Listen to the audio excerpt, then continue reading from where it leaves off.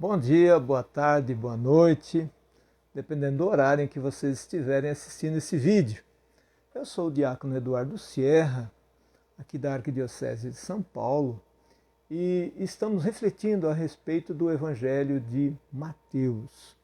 Então já fizemos 3 encontros, este é o 4º encontro. Se você se despertar seu interesse, veja os demais encontros desde o início a respeito dessa reflexão. Mas se você está vendo nesse quarto e tiver, você vai poder acompanhar, ver aí o desenvolvimento das diversas passagens e explicações que temos. No último encontro, nós falávamos sobre o Pai Nosso, né? E ao longo do tempo, a gente, muitas vezes, às vezes por pressa ou como aprendemos lá atrás, a gente diz Pai Nosso que está no céu. Na verdade, é Pai Nosso que estais nos céus. Se você quiser saber quantos céus nós temos e o que faz parte de cada um deles e onde está esse Deus, assistam então o nosso vídeo anterior, o 3º vídeo, ok? Então, mas vamos começar e vamos orar para Deus, para que o Espírito Santo nos ilumine, para que esse Espírito Santo prepare o coração de cada um de vocês e também o meu, me inspire para que possamos mergulhar nesse mistério e compreender melhor, discernirmos, né, o sagrado, discernirmos a Sagrada Escritura. Pai de amor e bondade, envia teu Santo Espírito sobre cada um de nós, para que possamos compreender a vossa palavra, para que possamos colocar em nossas vidas, para que tenhamos vida, vida em abundância, para que também nós possamos discernir entre o bem e o mal que está presente aí no meio do mundo, para que também possamos abrir a nossa inteligência para tomarmos melhores decisões a partir da vossa sabedoria, a partir da vossa revelação de uma maneira plena nos evangelhos. Assim, nos reunimos na Trindade Santa, em nome do Pai, do Filho e do Espírito Santo. Amém. Muito bem. Dito isto, vamos agora. No Pai Nosso já pedimos várias coisas, né? Pedimos pelo pão nosso de cada dia, etc. Né? Pedimos pelos outros, mas aí nós vamos na sequência. Jesus nos fala que devemos pedir sempre, pedir sempre.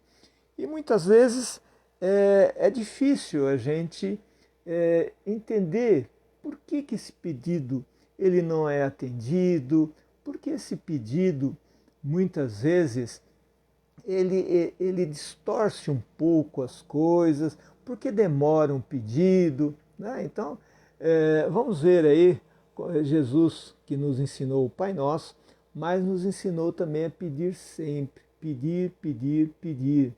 E bate a porta que ela será aberta. Isto é, vamos em frente, vamos pedindo, porque Deus é maior do que tudo e vai nos atender. Aí você fala assim, bom, mas ele sempre vai nos atender? Mais ou menos, porque às vezes nós pedimos algumas coisas que podem ser para o nosso mal. Então, é claro que ele não vai nos atender, né? Mas também às vezes pedimos e não entendemos bem, né? Eu me lembro de uma senhora que pedia tinha uma loja, né? E pedia para ter mais clientes na loja, né? Falou, olha, eu tenho um bom preço, eu tenho bons produtos, mas as vendas estão baixas, diácono. O que eu faço?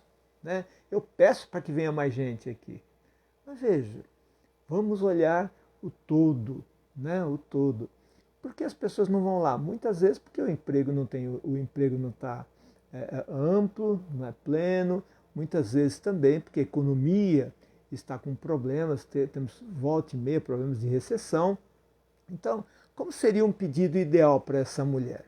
O pedido ideal seria que ela pedisse pelo Brasil, pelo país e pelo mundo, porque o Brasil também depende do mundo para exportar, para receber, para importar. Então é preciso que peça, que ela deveria pedir, então, para que as pessoas tivessem mais trabalho, mais emprego, né? Para que o Brasil melhorasse na sua economia, para que os nossos dirigentes, os ministros, né, eles de alguma forma, aquecessem a economia para que aquela mulher que tem aquela loja, que as pessoas fossem lá comprar para aquela loja. Está compreendendo? É claro que Deus sabe muito bem que a gente pede meio assim, meio torto às vezes, né? Mas e ele dá um jeitinho de fazer com que isso aconteça. Mas devemos rezar então dessa maneira, sempre pensando no coletivo, sempre pensando na comunidade, pensando no Brasil e pensando no mundo. Aí você fala, mas eu vou pedir lá pelo mundo, é tão complicado. Veja, nós somos um planetinha, gente, aqui na periferia da nossa galáxia, da Via Láctea, né? Pequenininho. Deus é infinitamente poderoso, Deus é uma força plena, é onipotente, né? É onipotente. Tem um poder supremo sobre todas as coisas. E não vai ter um poder sobre a economia do Brasil, desse país lá da América do Sul, né? Abaixo da linha do Equador ali? Claro que tem. Então pode pedir, porque ele é muito poderoso. Não estamos pedindo aí para qualquer pessoa ou para qualquer político, enfim. Né? Então pedir é preciso que a gente peça. Quero também chamar a atenção aqui, uma vez uma senhora falou assim, olha, diácono, meu filho, meu neto, né? Falou, meu neto vai prestar concurso para o Banco do Brasil. Reza para ele entrar no Banco do Brasil, reza para ele passar nesse concurso. Aí eu perguntei, ele estudou? Ele se preparou? Né? Aí eu falei, ele estuda, né? Não é aquelas coisas, mas ele estuda, tal, né? Então veja, essa mulher, ela pede pelo seu neto, para que ele entre no concurso. Pergunto para vocês, né? Aí o diácono vai lá rezar pelo neto dela. Será que quem é que vai entrar no concurso? Quem estiver mais preparado, não é verdade? Quem olhou o material, né, a programação, o programa do concurso e se empenhou em estudar aqueles itens ali, né, e se capacitou de alguma maneira para responder aquelas questões do concurso. Tá certo? Agora vamos pensar, será que quando a gente reza para isso, Deus abre um espaço lá e tira alguém que esteja melhor preparado para colocar o neto dessa mulher? Pergunto para vocês. Né? Então, como é que a gente deveria pedir? Falei para ela, olha, Deus é justo. Deus jamais vai praticar injustiça. Então Vamos pedir a Deus para que seu neto se empenhe mais, se prepare melhor, né? Para que seu neto ele se interesse por todo o programa, né? Faça algum curso aí preparatório, né? Não tenha preguiça também para estudar e ele será melhor. Tem ajuda de Deus aí? Claro que tem ajuda de Deus, porque você entrou nessa dinâmica de Deus, do pedir, mas vamos pedir de uma outra maneira, eu falei para ela. Né? Ela falou assim, eu não tinha entendido isso, eu achava que estou pedindo para Deus, ele vai lá e enfia meu neto lá no Banco do Brasil. Né? Deu para entender mais ou menos já? Então, mas vamos ler aqui o texto, que é muito mais interessante do que aquilo que eu digo. Né? Então, pedir sempre, está lá no capítulo 7, versículos 7 a 11, do Evangelho de Mateus. Né? Do Evangelho de Mateus. Uma das coisas o pedido, ele sempre deve ser confiante. Né? Uma das características da fé é a confiança, é depositar confiança em Deus, é crer que Ele pode tudo e Ele pode sim realizar o pedido que você está fazendo. Né? Então veja, pedi-vos será dado, procurai e encontrareis, batei à porta e vos será aberta. Todo aquele que pede, recebe. Quem procura, encontra. E para quem bate, a porta será aberta. Alguém de vós, quando seu filho lhe pedir um pão, lhe dará uma pedra? Ou quando lhe pedir um peixe, lhe dará uma cobra? Ora, se vós que sois maus, sabeis dar coisas boas aos vossos filhos, quanto mais o vosso Pai, que está nos céus, dará coisas boas aos que lhe pedirem. Está nos céus. Vocês viram aqui? Tem 3 céus. Vai lá olhar no encontro anterior. Mas veja aqui que interessante. Ele afirma, Jesus afirma que pedi-vos será dado.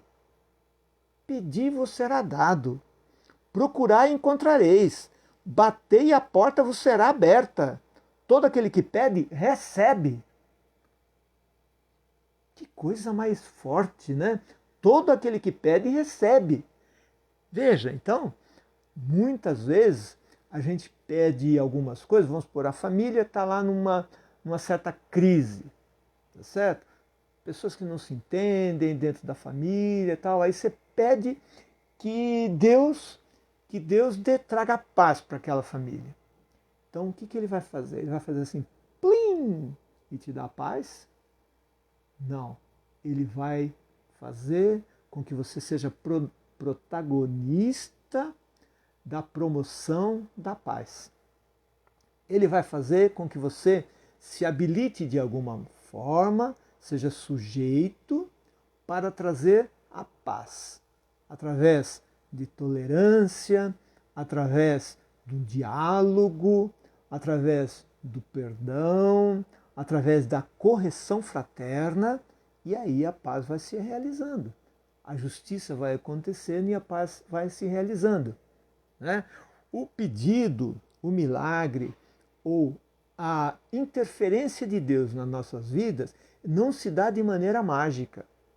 Não se dá de maneira mágica como muita gente pensa. Né? O pedido, nós temos que crescer no pedido.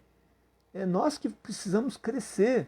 De tal maneira que se você pede e aí na outra vez pede de novo e pede, se Deus fizesse isso, você na próxima você já estará mais fortalecido para conseguir vencer aquele desafio.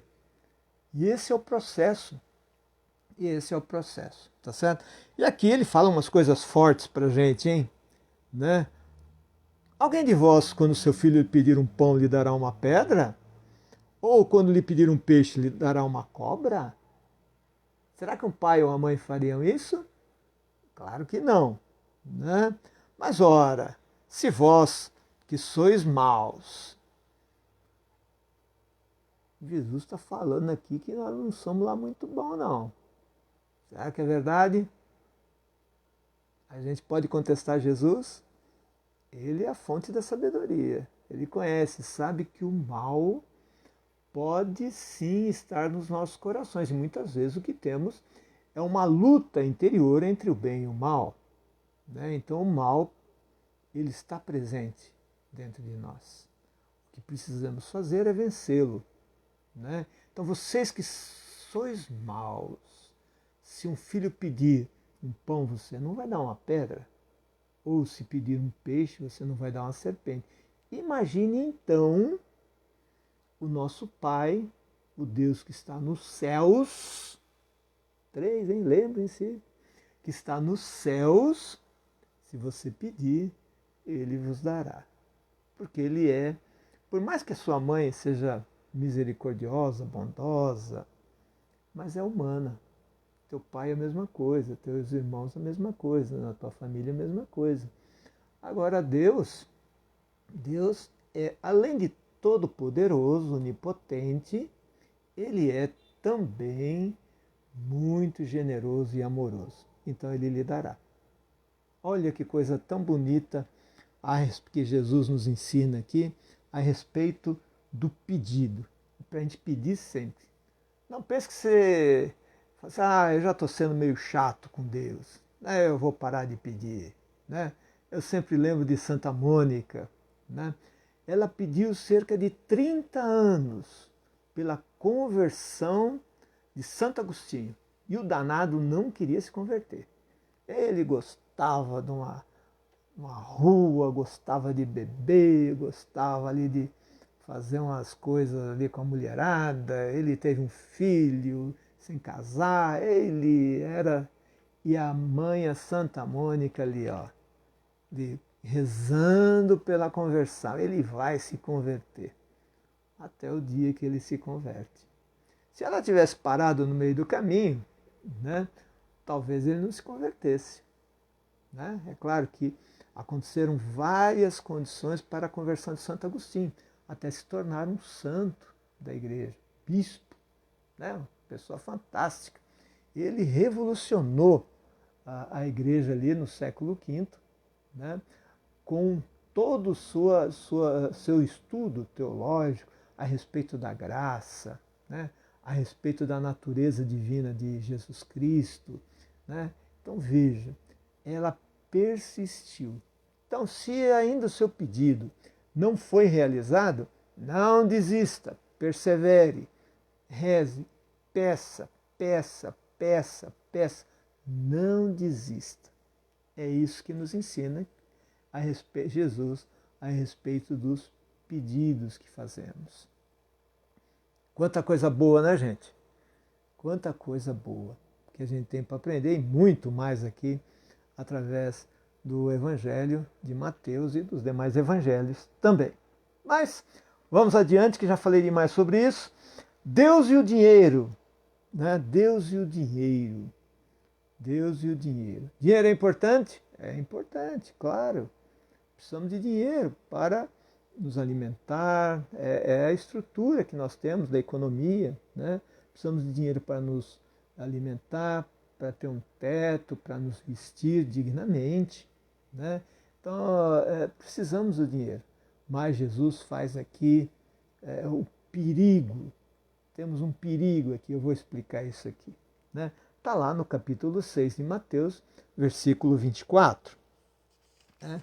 Capítulo 6, versículo 24. Né? Ele diz assim: ninguém pode servir a dois senhores, ou odiará um para amar o outro, ou se ligará a um desprezando o outro. Não podeis servir a Deus e ao dinheiro. Então veja, não dá para a gente enganar a Deus. Ou você coloca Deus em primeiro lugar, ou coloca o dinheiro em primeiro lugar. E aqui é uma questão antiga, que os profetas muitas vezes alertaram, né? Muitas vezes se lançaram, que é a respeito da idolatria. Né? É você colocar o dinheiro no lugar de Deus. Você fala assim, mas quem é que faz isso? Né? Será que alguém faz isso? Coloca o dinheiro em primeiro lugar. Como é que diz lá o primeiro mandamento? Amar a Deus acima de todas as coisas. Amarás o Senhor teu Deus de todo o teu coração, com toda a tua alma e com todo o teu entendimento, com todo o teu raciocínio, com toda a tua inteligência. É assim que devemos amar a Deus, acima de todas as coisas. Acima do dinheiro? Acima do dinheiro. Acima do netinho ou da netinha? Acima do netinho ou da netinha. Acima do teu marido ou da tua esposa? Claro que sim. Amar a Deus. Senão a coisa vai desandar. Né? A coisa é porque você não pode amar os dois. Ou você atende a um, ou você atende ao outro. E eles são, de uma certa maneira, antagônicos.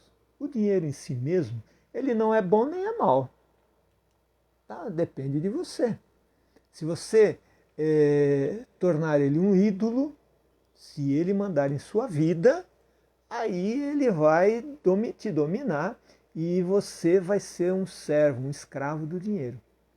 Então você vai subordinar, por exemplo, a convivência da sua família quando você trabalha de maneira exaustiva, de domingo a domingo, e não tem tempo de ver o filho crescer, etc., ou a filha, e não tem tempo de acompanhar, de ver o sorriso, de ver a brincadeira, porque você precisa tanto trazer o pão de cada dia para casa, né? É claro que tem que trazer o pão, é uma responsabilidade, porém, você pode tornar isso mais equilibrado, porque as pessoas são mais importantes que o dinheiro. As pessoas são mais importantes do que o dinheiro. Então, Jesus aqui nos coloca de uma maneira bem clara e mostra o perigo, né? Se você se tornar obcecado, né, por ganhar dinheiro, por ganhar dinheiro, você vai colocar em segundo lugar até a tua saúde. Eu já trabalhei com pessoas, né, que uma vez me disseram assim, olha, eu não tenho tempo de ficar doente. Eu não tenho tempo de pegar uma gripe forte. E falava isso com certo orgulho, talvez, não quero julgar aqui, mas me pareceu assim, né? Eu não tenho tempo. Como se algo imperioso estivesse dentro dele dizendo, olha, você tem que trabalhar, tem que se dedicar, você não tem tempo para nada, a não ser para ganhar. Ou o seu projeto de vida com relação à sua profissão, em relação a você galgar novos postos dentro da sua carreira, né? Então veja, aí você será um escravo do dinheiro e do seu desejo. E onde estiver o seu maior desejo, estará ali o risco do teu maior pecado, o risco do maior mal na tua vida. Então, equilíbrio e colocar Deus acima de tudo. Que coisa bonita para a gente aprender, né? Quanta coisa tem o texto sagrado, o Evangelho, que nos ajuda aí a seguirmos adiante, que nos ajuda aí a equilibrarmos as nossas vidas, a termos mais vida. É isso que eu digo. Porque se você entrar nessa lógica maluca, né, certamente a sua saúde física também vai entrar aí, vai começar a claudicar, né? Porque o desgaste é grande, aí o desgaste mental, intelectual e físico, né? E o estresse tão famoso aí nos nossos meios, né? Tão famoso. Mas muitas vezes esse estresse todo está aí presente porque colocamos os nossos desejos acima de qualquer coisa.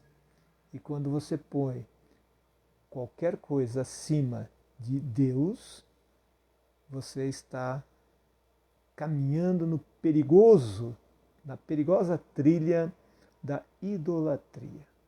Idolatria. Muito bem? Muito bem. Então vamos lá seguir adiante, que já falei demais sobre isso aí também, né? Jesus envia os discípulos em missão. Nós vamos dar uma olhada aí como é que é isso, esses discípulos. Quem são os discípulos? Aqueles que são batizados. Ide a todos os povos e nações, está aí em Mateus, lá no capítulo 28, versículos 19 a 20. Ide a todos os povos povos e nações, tornando os meus discípulos, batizando-os em nome do Pai, do Filho e do Espírito Santo, e ensinando-lhes tudo aquilo que vos ordenei. Isto é, se você quer ser um discípulo, você é batizado, você se torna missionário, né? E ensinando-lhes, você também tem que ensinar. Eu estou aqui fazendo a minha missão. Aí você também vai ter que assumir essa missão aí de levar adiante essa palavra, de ensinar o outro. Veja quanta coisa bonita que tem aqui, né? E isso tem que ser transmitido adiante. Isso tem que ser transmitido, né? Não é apenas a minha missão aí como diácono, mas vamos ver lá. 10, 5, 16. Mateus, eu estou vendo aqui na minha Bíblia da CNBB, né? Vamos ver aqui as instruções missionárias dos 12. Jesus enviou esses 12, dizendo-lhes, não ireis aos gentios, nem entrareis em cidade de samaritanos. Então já vou explicando aqui, tá certo? Então não irei aos gentios. Quem são os gentios? Os que estão fora de Jerusalém, fora de Israel, né? Por quê? Porque o Messias ele veio em primeiro lugar para o povo de Israel. E era para ficar circunscrito ao povo de Israel? Não. Né? A partir do momento em que o reino começasse a acontecer em Israel, ele deveria ser levado ao mundo todo.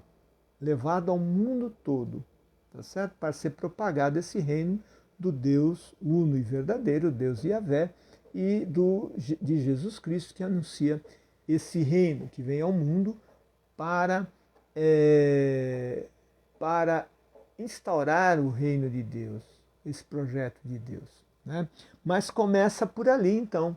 Né? E ele fala até nesse aqui, nem entrareis em cidade de samaritanos.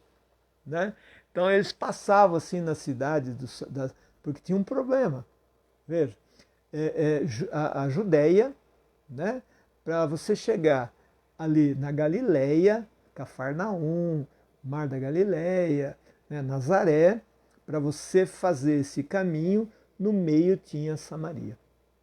No meio tinha Samaria. Lembra-se da samaritana lá no poço de Jacó? Né? E que ela fala assim, você é um judeu pedindo água para mim? Né? Então existia essa questão, por quê? Porque eles abandonaram o Deus Yahvé e se dedicaram a outros deuses. Não vamos entrar nessa questão, mas é uma questão interessante a respeito da história do povo de Israel. Né? E aí Jesus disse para ele. Então por quê? Porque primeiro ele quer que Israel se converta. E vejam que, como eu falei no início, nos outros encontros, vejam lá os outros encontros, né?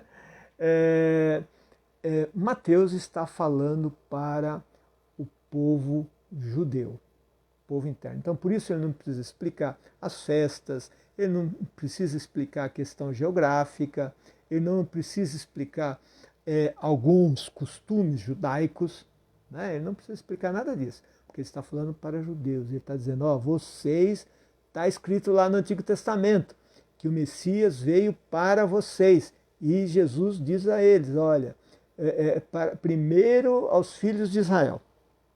Né? Deixa eu beber uma aguinha aqui para dar uma hidratada, senão a garganta...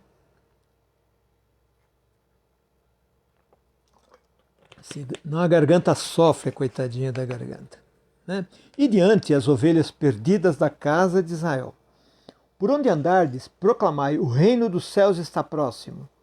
Curai enfermos, ressuscitai mortos, purificai leprosos, expulsai demônios. O discípulo pode fazer isso? O discípulo pode fazer isso? Pode fazer isso. Tem que acreditar, tem que fazer. É a partir da graça de Deus. E quem é que faz? É o discípulo que faz? Não. O discípulo invoca o Espírito de Deus para que realize essas maravilhas. Está escrito aqui. E é para fazer com confiança. Lembra lá do pedido? Como é que era a questão do pedido? Para fazer o pedido com confiança, com fé. Ah, mas será que eu posso curar alguém? Pode curar. Depende da fé. Quantas curas? Quantas pessoas especiais já fizeram isso? Curaram os outros. Daquela maneira que os médicos já diziam, não tem mais jeito, e pela oração curaram. Aí vocês vão dizer assim, mas quem são essas pessoas? São santos. Os santos curaram muita gente em vida, ainda em vida. Ah, mas eu não sou santo. Nós todos somos chamados à santidade. Ou você assume ou não, mas você é chamado à santidade, a curar o outro. E curar a alma também, que aliás é mais importante, curar a alma do que o corpo. Não adianta você ir bombado, cheio de saúde para o inferno. Tá certo? É melhor você desgastar o corpo, como faz algumas velhinhas e velhinhos por aí que se desgastam. Você olha e fala, mas você gastou esse corpo, hein? Mas realizaram tantas coisas maravilhosas na vida das famílias. Né? Pessoas santas. Pessoas santas. Então, o dom de curar também existe. E fala até de... ele vai fundo aqui, ressuscitar mortos, purificar leprosos. Né? Purificar leproso não é brincadeira, não. Expulsar demônios. De graça recebestes, de graça dai. Aqui tem algumas condições. Você não pode enriquecer em cima disso. Se você fizer isso, não vai dar certo. Isso o Espírito não vai te atender. Né? Não leveis ouro, nem prata, nem dinheiro à cintura, nem sacola para o caminho, nem 2 túnicas, nem sandálias, nem cajado, pois o trabalhador tem direito ao seu alimento. Isto é, você não precisa levar, é a questão do despojamento. Você não deve levar nada, ou levar o mínimo, tá certo? E mais, o missionário tem direito ao seu alimento, ele tem direito a ser acolhido, e tem sim direito a uma vida digna. Né? Todo operário tem direito, né? Olha como Jesus diz aqui, né? O trabalhador tem direito a seu alimento, né? É um direito.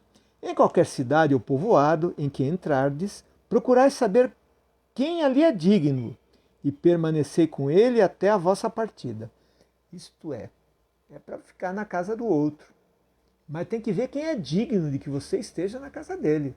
Você não vai ficar em qualquer casa, não. Quem é digno de te acolher, de receber o missionário de Deus, né? Ao entrardes na casa, saudai-a, né? Faça a saudação. Se a casa for digna, desça sobre ela a vossa paz. Então veja, o missionário é um portador da paz, né? Bem-aventurados os que promovem a paz, está lá nas bem-aventuranças, porque serão chamados filhos de Deus. Então, bem-aventurados os que promovem a paz. Né? Então, você tem que ser um promotor da paz, não da discórdia, não da cisânia, não do conflito, não pode ser um portador. É exatamente o oposto. Né? Onde houver conflito, onde houver ódio, como diz São Francisco, que eu leve a paz. Eu seja um portador da paz de Deus. Mas não é qualquer paz, não, né? Porque às vezes a paz é só uma ausência de guerra. Não, é shalom, né? É a paz que vem de Deus, é a paz que preenche o coração e toda a existência da pessoa para tomar decisões, e é bom viver perto dela. A gente se sente atraído em viver perto dessa pessoa, de alguma maneira, mesmo que não diga nada. É bom estar perto de pessoas assim, que são verdadeiros missionários e missionárias do nosso Senhor Jesus Cristo. Né? E onde não vos receberem, nem escutarem vossas palavras, saí daquela casa ou daquela cidade e sacudi a poeira dos vossos pés. Então veja, se você verdadeiramente está levando a mensagem de Jesus Cristo, né, que nos enviou em missão, né, e não te receberem naquela casa ou naquela cidade, o que você tem que fazer com a paz? Né? A paz que volte para você. A paz volte para você. Né? Então volte para vós a vossa paz, se não for digno. E mais, se for a cidade toda, vai embora.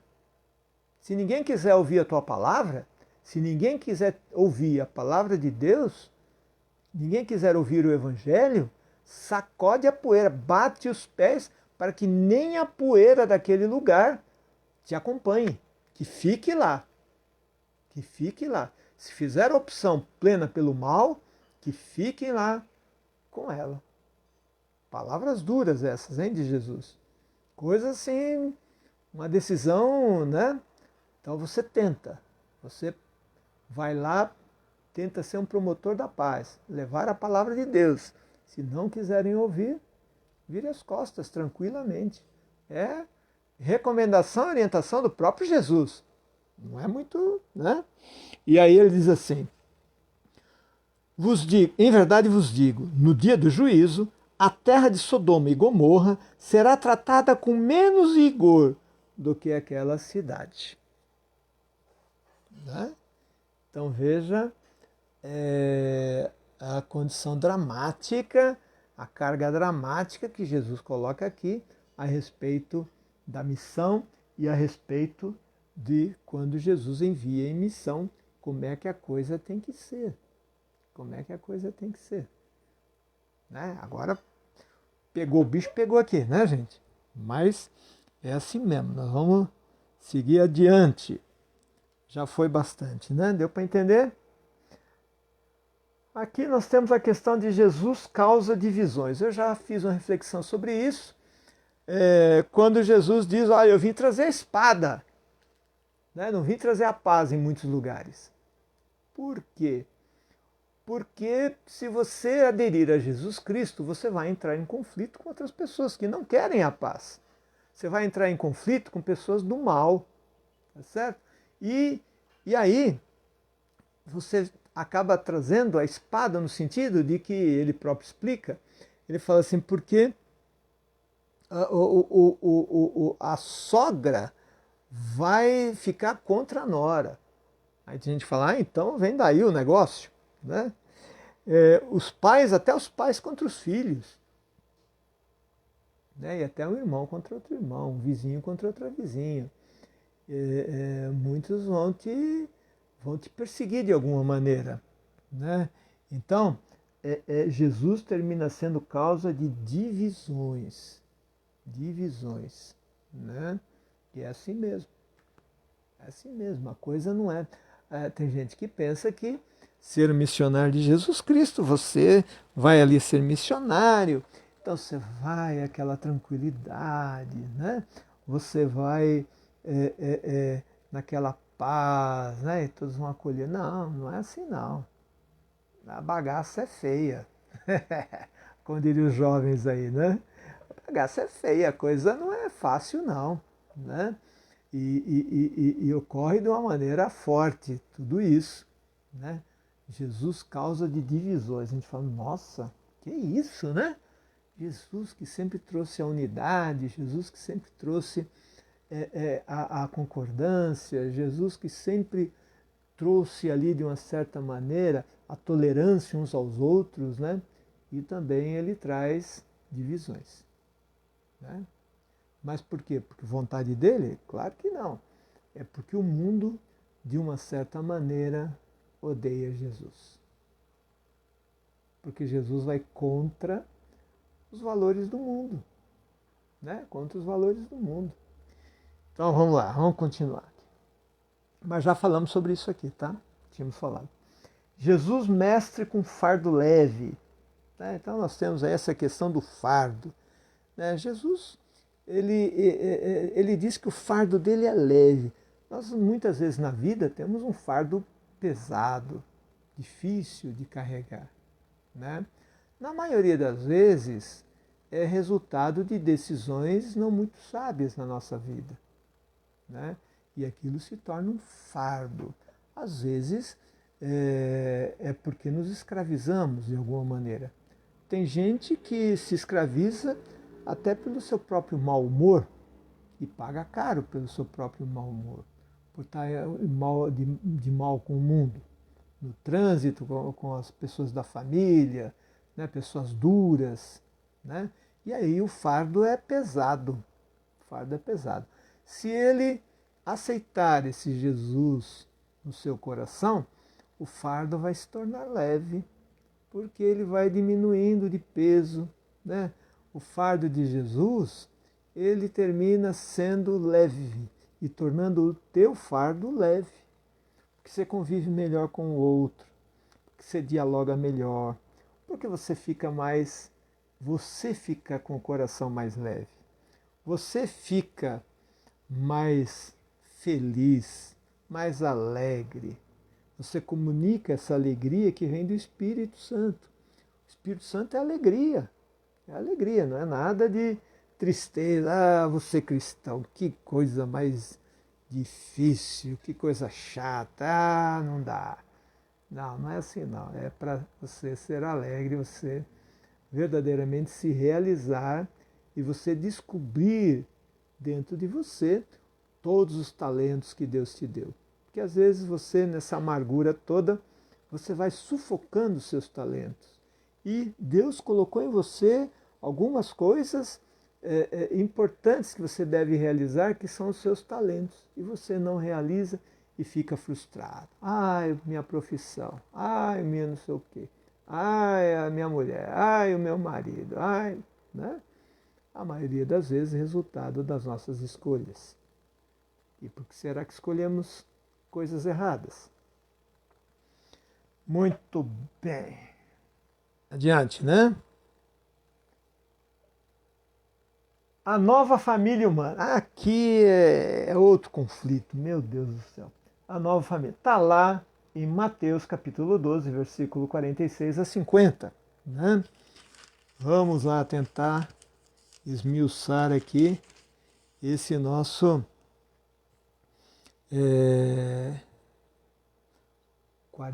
44, não, 46 a 50. 46 a 50. Fala lá, não sei se vocês se lembram, sobre a mãe de Jesus e os irmãos de Jesus.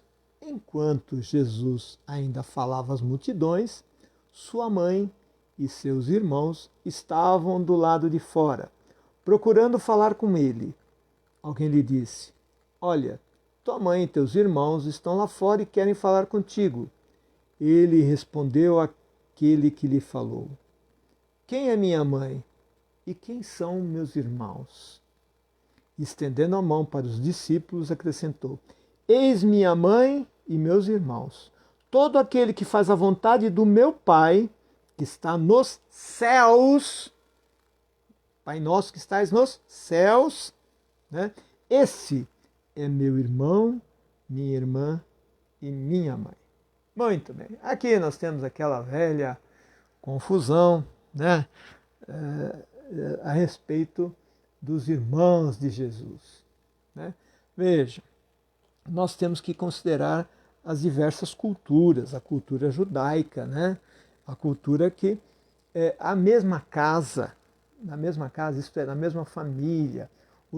Então você tem lá os avós, aí os filhos, um monte de filhos, netos, enfim, primos, perdão, primos, etc. Todos são considerados irmãos. Todos são considerados irmãos. Nós, enquanto cristãos, irmãos, irmãs, etc, etc. Todo mundo é irmão de sangue lá na igreja? Não é. Mas somos irmãos? Somos irmãos. Jesus ensina o Pai Nosso. Pai nosso que estais nos céus. Veja, até o sujeito que mora lá em Moçambique, ele reza o Pai Nosso. Pai Nosso. Então, se ele é nosso Pai, e eu também rezo como ele sendo nosso Pai, então nós somos irmãos. Está entendendo como existem expressões, né?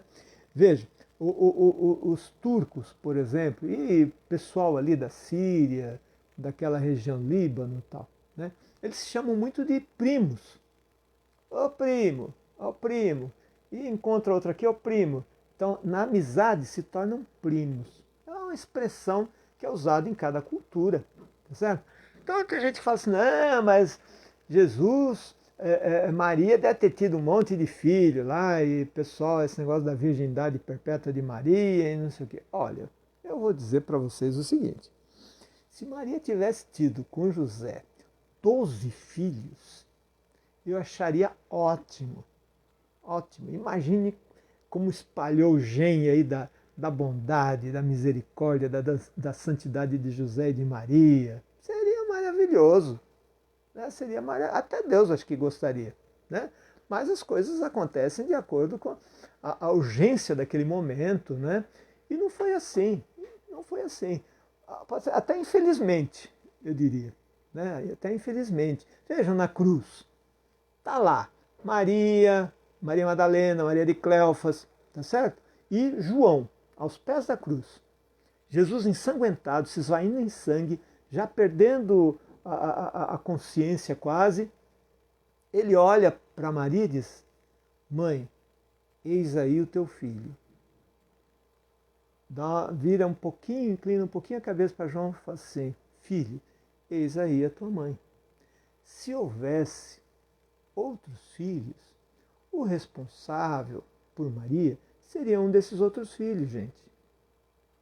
É claro, simples. Né? E João, a partir daquele momento, recebe Maria como sua própria mãe. Né? E depois vão lá para Éfeso. Né? Éfeso, acho que é Éfeso. Né? Então vejam, não tinha outros. Bom, mas vamos voltar aqui ao texto. Né? Elas queriam falar. Então aqui a impressão que muita gente tem é que Jesus está ali renegando Maria, né? Falando como que Maria fosse, como se Maria não tivesse tanta importância na vida dele, ou coisa parecida. Claro que Jesus está numa situação dramática ali, mas é lógico que ele ama Maria. Basta ver aos pés da cruz, ele morrendo, o cuidado, a preocupação dele com relação à sua mãe. Não amava Maria, será? Claro que amava, né? Claro que amava Maria. Então, nós temos ali essa questão, Jesus fala assim, quem é meu irmão, minha mãe e minha irmã? Aquele que faz a vontade do Pai. É aquele que faz a vontade do Pai. Isto é, ele de uma certa maneira, ele inaugura uma nova família humana. Ele expande a condição, a definição de família, em primeiro lugar, para a sua comunidade, para a comunidade cristã, como uma família. É duro isso, eu sei, mas você deve amar o seu filho e sua filha como ama os filhos dos vizinhos. Ah, mas eu tenho que cuidar do meu, cada um cuide do seu. Mas veja como isso é perverso. Se você de alguma maneira não se preocupar, não cuidar, não orientar, não tiver, é lógico, sem invasão, né? Sem invadir a privacidade dos outros e as atribuições e a responsabilidade de um pai e de outra mãe. Mas se você de alguma maneira não for ali participante, corresponsável, um dia de amanhã, se o filho do teu vizinho ali se perder na vida, e como já conhece seu filho lá de um longo tempo, tá certo? De repente ele pode levar seu filho para o mal. E o que aconteceu? Você também esqueceu de cuidar do outro. Vejam como Deus fez uma lógica, né? Jesus Cristo instaura essa família humana de tal forma que nós devemos cuidar uns dos outros, né? Com o devido respeito, né? Sem ingerir de uma maneira, né? Fazer uma ingerência, né? Na vida do outro, mas devemos ajudar, cuidar, né? E no momento de necessidade, cuidar uns dos outros. Os vizinhos, muitos fazem isso de uma maneira tão bonita, né? Esta família humana aí, tá certo? Compreendido isso aqui é muito importante, gente. Se a gente levasse em consideração isso aqui, tem gente que é ótima para os seus filhos, sua esposa ali, é maravilhoso, mas fecha ali, sendo que às vezes podia expandir um pouquinho, né? Muito bem. Eu já nem sei como é que está o nosso tempo aqui, mas vamos adiante aqui, tá certo? Vamos adiante. O reino um tesouro, 13, 44, 46. Isso aqui também dá confusão na cabeça de muita gente aí. 13, 44, o tesouro e a pérola. Né? Não sei se você se lembra dessa passagem, né? O reino dos céus é como um tesouro escondido num campo. Alguém o encontra, deixa-o lá, escondido, e cheio de alegria vai, vende tudo que tem e compra aquele campo. O reino dos céus é também como um negociante, que procura pérolas preciosas. Ao encontrar uma de grande valor, vai, vende tudo que tem e compra aquela pérola. Então aqui está falando sobre a centralidade do reino dos céus, ou do reino de Deus. Né? Então, é estranho a gente dizer, bom, mas se ele está lá, num terreno que não é dele, e ele encontra o tesouro, ele vai lá, vende tudo que tem, compra lá para ficar com o tesouro, mas o tesouro não era daquele outro lá, que era o dono da terra? Isso é ético? Né? Então é preciso que a gente compreenda um pouco a respeito da questão histórica de Israel. né? Israel sempre foi um lugar ali, Oriente Médio ali, sempre foi um lugar de muito conflito, muito conflito. O próprio templo funcionava, durante muito tempo, funcionou como um banco. Então a pessoa tinha um dinheiro, tinha ouro, prata, tal, depositava lá, porque lá tinha segurança, né, tinha soldados ali que tomavam conta do templo, e aí a pessoa, como um banco, ia lá, e até tinha juros, pagava juros, né? A coisa não é daqui não, não é de hoje, né? E os judeus sabiam fazer isso aí bem. E então, mas o templo foi destruído 2 vezes, né? Mas o que era mais comum, o que era? Era você fazer um buraco, você tem lá suas terras, as terras não costumavam, a terra lá você ficava com ela muito tempo, você enterrava, escolhia uma árvore como um ponto de referência, uma pedra, etc. Fazia um buraco, escondia lá, jogava umas folhas por cima tal. Porque se viesse algum ladrão para sua casa, falou, ó, que tem isso aí. Tá certo? Também tem alguns piratas, né? Os piratas faziam isso, ia lá, escondia numa ilha, tal, depois fazia um mapa, aquele mapinha, o famoso mapinha lá dos piratas, né? Que escondia seus tesouros, os tesouros dos piratas famosos aí. Mas o que acontecia? Como vivia em constantes crises, muitas vezes aquelas pessoas ali, elas fugiam e deixavam ali enterrado. Iam embora e foram deportados, né? Tivemos a questão da Babilônia, e volta e meia tinha seca, iam lá para o Egito. A coisa era meio complicada ali. E o que terminava acontecendo? Havia, aí uma hora a terra era de um, de repente a terra era do outro. Apesar da tradição de se manter de pai para filho, mas povos invadiam, tomavam conta, e um colocava lá, e tinha sempre essa tradição. Então o que acontece? Tinha a questão dos meeiros, né? Aqueles que faziam ali da terra, né? Que emprestavam a terra e aí cultivavam e metade pertencia ao dono da terra e metade daquele que cultivou, tá certo? Então quando a pessoa dava uma terra ali para, se ela soubesse que tinha um tesouro ali, ela não ia dar a terra, e se fosse o tesouro fosse dela, ela não ia dar a terra que tinha um tesouro ali, porque na hora que ele fosse escavar ia encontrar o tesouro. Ele antes ia lá pegava o tesouro, tá certo? Mas como isso aconteceu durante centenas de anos e as terras foram passando de um para outro, teve invasão daqui, invasão dali e tal. Então, não era daquela pessoa o tesouro, né? Então a questão ética aí não é como a gente pensa, né? Na verdade, aquele tesouro pode ter sido de 500 anos atrás, aquelas moedas de ouro, de prata, etc. Né? Então, o sujeito vai lá, encontra o tesouro, encontra um tesouro lá de ouro e prata, tá certo? E aí o que ele faz? Ele vai lá e compra o terreno do sujeito. Vende tudo que tem. Mas isso é só uma comparação, assim como a questão da pérola. É só uma comparação da importância do reino. Então, o reino, ele é um tesouro, ele deve ir em primeiro lugar na vida. Instaurar o reino é a salvação da humanidade. Aí você fala assim, mas o que eu tenho a ver com a humanidade lá na Europa? Não, acontece que nós somos a família humana, gente. Esse planetinha aqui está todo ligado, está todo ligado.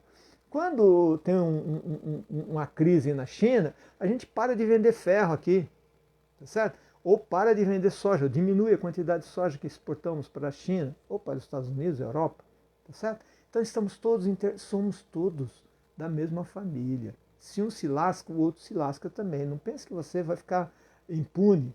Se o seu vizinho começa a se lascar, não fique alegre, fala, isso é com ele, comigo não é não. Não, vai todo mundo, está todo mundo no mesmo barco, tá certo? Está todo mundo no mesmo barco. Então, o reino, ele é alguma coisa, como diz a música tão bonita lá, né? Assim, buscai primeiro o reino de Deus e a sua justiça, e tudo mais vos será acrescentado. Aleluia, aleluia. Então veja, você buscando o reino, todo o resto vai sendo acrescentado para você. Não é que você está perdendo alguma coisa em função de teu reino. Né? O texto mostra aí que você vende tudo para pegar aquela terra lá. E pode ser que você tenha vendido até mais barato, tá certo? Mas é que esse reino é tão importante que esse tesouro vai lhe dar muito mais. Compreendido? Questão do reino e desse tesouro aí? Pois é. Vamos lá, minha garganta já está indo de novo aqui, viu? Se a gente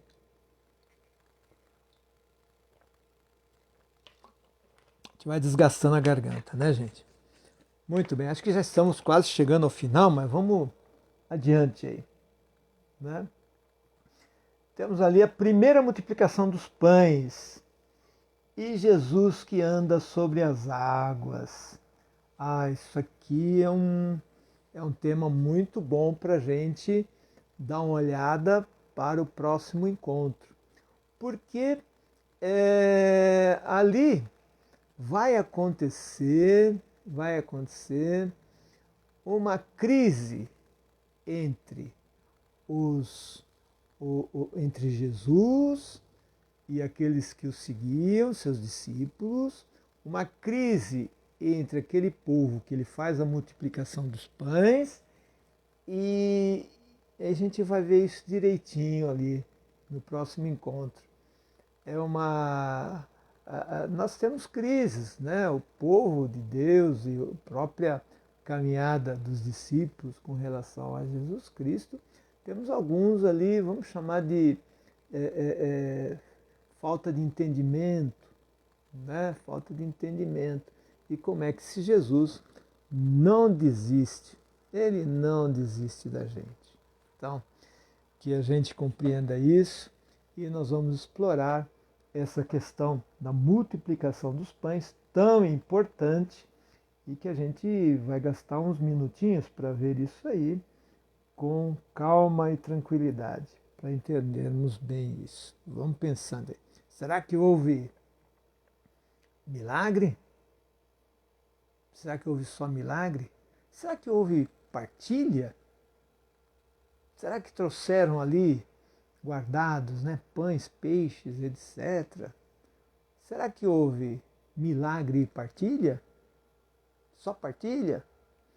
Vamos dar uma olhadinha nisso aí. Vamos pensando aí. No próximo encontro a gente vai refletir sobre isso. Então vamos rezar.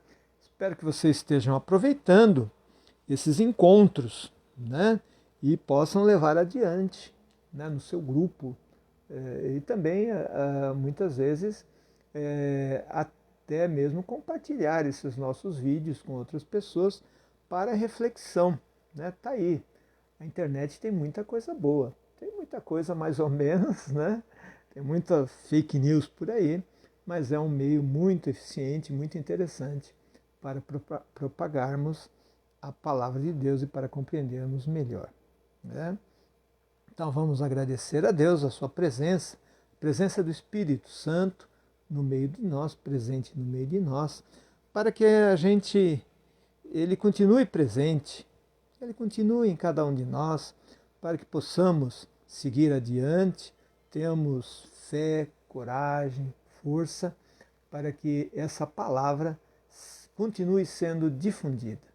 Assim rezemos a Maria, a grande missionária. Ave Maria, cheia de graça, o Senhor é convosco. Bendita sois vós entre as mulheres, bendito é o fruto do vosso ventre, Jesus. Santa Maria, Mãe de Deus, rogai por nós, pecadores, agora e na hora da nossa morte. Amém. Continuaremos unidos à Trindade Santa, em nome do Pai, do Filho e do Espírito Santo. Amém. Muito bem, até o próximo encontro. Fiquem com Deus e com a graça.